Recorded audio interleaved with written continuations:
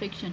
Friction में क्या होता है कि जब भी दो ऑब्जेक्ट्स से दो बॉडीज म्यूचुअली कांटेक्ट में होती हैं तो और उनके बीच आप रिलेटिव मोशन कराएं तो उसमें फोर्स वर्क करता है जो उस मोशन को अपोज करता है। उस अपोज करने वाले फोर्स को ही हम फ्रिक्शन फोर्स कहते हैं। और ये एक म्यूचुअल फोर्स है। Means each object other object पर फ्रिक्शन फोर्स लगाती है बट उनकी डायरेक्शन ऑपोजिट होती हैं।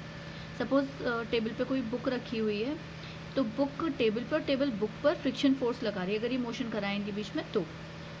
ठीक है, इट मीन्स टेबल के थ्रू मेज पर जो फ्रिक्शन फोर्स होगा वो बाईं ओर होगा यदि आप बुक को राइट साइड शिफ्ट कर रहे हैं, खिसका रहे हैं।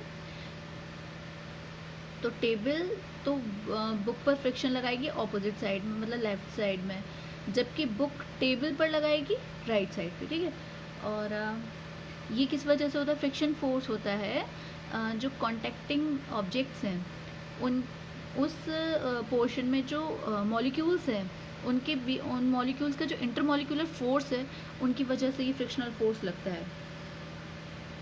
और ये कांटेक्ट में आने वाले ऑब्जेक्ट्स की प्लेन के पैरेलल होता है।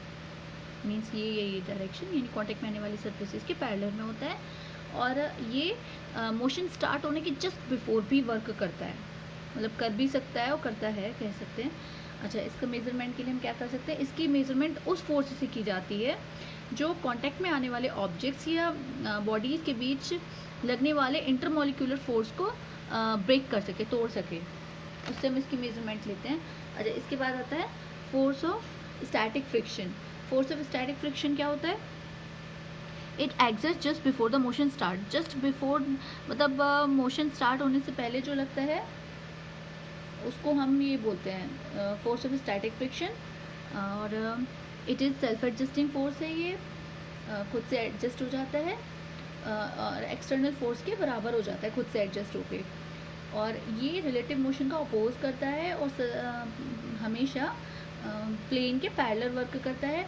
सपोज m मास की कोई आपकी ऑब्जेक्ट है, ठीक है, ये अभी बैलेंसिंग पोजीशन में, मतलब mg नीचे वर्क कर रहा है और p रिएक्शन फोर्स ऊपर को लग रहा है, यानी कि ये अभी इक्विलिब्रियम में कहीं नहीं जाएगी क्योंकि ये एक दूसरे को इक्वल कर रहे हैं, बैलेंस कर रहे हैं। अगर ये ज़्यादा होता तो ये हवा में उड़ता और mg ज़्यादा होता तो ये टेबल को फाड़ के नीचे आ जाती। लेकिन since both the forces are in equilibrium, ये बुक जो एज इट इज़ रखी हुई है तो यानी ये दोनों एक दूसरे के इम्पैक्ट को कैंसिल कर रहे हैं, यानी इक्वल एंड ऑपोजिट। और दिख भी रहा है अपोजिट है लेकिन इक्वल भी है क्योंकि ये इक्विलिब्रियम में। नेक्स्ट फिगर में हम देख सकते हैं हमने इस पर फोर्स F लगाया है, ये वाला फोर्स हमने इस बॉडी पर लगाया है। तो ये देखिए, ये रिएक्शन फोर्स है जो कि प्लेन के परपेंडिकुलर अपवर्ड डायरेक्शन में है। ये आपका ये एक्चुअल में सरफेस की रिएक्शन है P, जो क्या कर रही है, जब इसको आप आगे धक्का दे रहे हैं तो ये शिफ्ट हो गई है लेफ्ट साइड में। इसको आगे धक्का देने से, बुक को आगे धक्का देने से इधर को शिफ्ट हो गई है P जो है।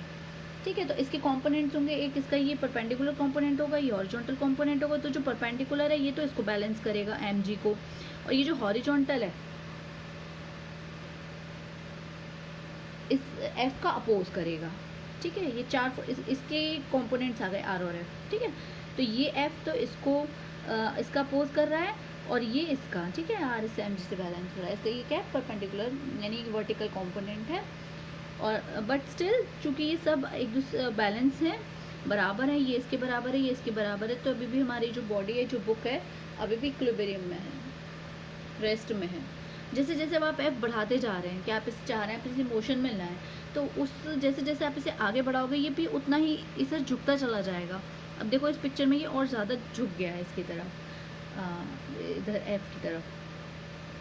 तब आपका क्या हो रहा है? F की वैल्यू बढ़ रही है और बढ़ के वो इस F को जो आप बढ़ाते जा रहे हो, इस वाले F को, उसको बैलेंस कर रही है। एक सिचुएशन ऐसी आएगी जिसमें कि ये वाला जो फोर्स है, ये स्टैटिक फ्रिक्शन, इसकी वैल्यू मैक्सिमम हो जाएगी, उसके बाद बढ़ाने से नहीं बढ़ेगी। उसके बाद तो फिर ये है कि भाई जितना इसने रोकना था इसने अपनी पूरी ताकत लगा ली अपोज करने में, रोकने में, बट सक्सेस नहीं हुआ और ये आगे मोशन इसने स्टार्ट कर दिया। तो जब इसकी मैक्सिमम वैल्यू हो गई तो उसको हम FS कहते हैं, लिमिटिंग फोर्स ऑफ फ्रिक्शन कहते हैं उसको। यानी कि स्टैटिक फ्रिक्शन की जो मैक्सिमम वैल्यू है, स्टैटिक फ्रिक्शन की मैक्सिमम वैल्यू को हम क्या कहते हैं, लिमिटिंग फोर्स कहते हैं। ठीक है, तो लिमिटिंग फोर्स क्या है, maximum value of static frictional force known as limiting force of friction and represented by FS से रिप्रेजेंट करते हैं। Properties of limiting friction force की प्रॉपर्टीज़ क्या क्या है ये देख लीजिए। It depends upon the nature of the contacting surface, ये कॉन्टेक्टिंग सरफेस की नेचर पर डिपेंड करता है कि वो शाइनी है, पॉलिश्ड है, खुरदुरा है, रफ है, कैसी सरफेस है। Not on their area size और शेप, उनके एरिया साइज और शेप पर नहीं करता है। यानी F is proportional to R होता है, F S is equal to mu S R कह सकते हैं। ठीक है, यानी कि mu S is equal to F S upon R, ये हमने प्रोपोर्शनैलिटी कांस्टेंट था तो इसकी वैल्यू निकाली। इस कांस्टेंट को, इस कोफिशिएंट को हम कहते हैं कोफिशिएंट ऑफ स्टैटिक फ्रिक्शन। ठीक है, and it remains parallel to contacting planes.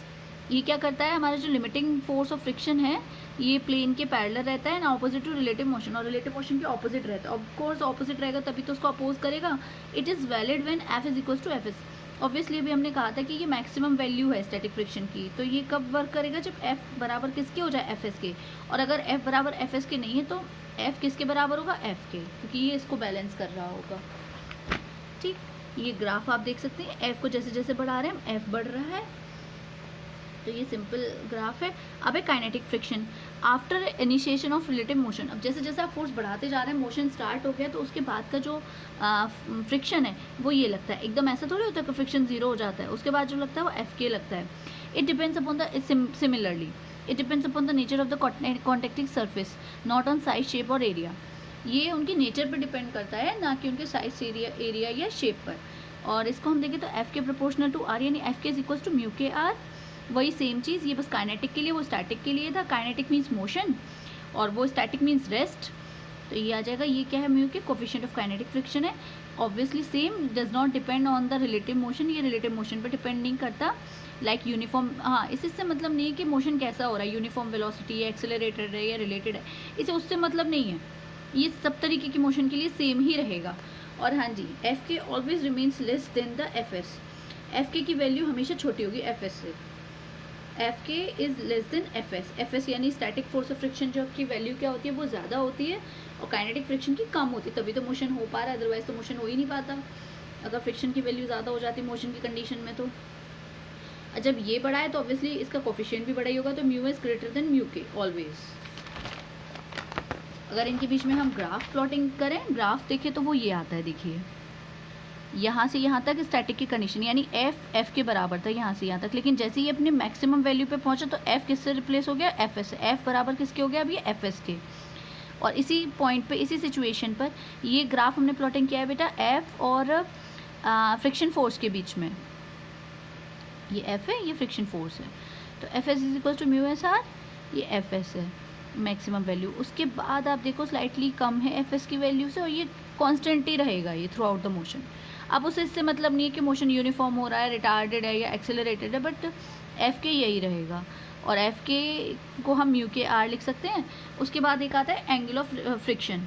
तो एंगल ऑफ फ्रिक्शन का फॉर्मूला क्या होता है, tan theta is equal to F S upon R. इसमें थीटा एस हम इसको कह सकते हैं, ठीक है।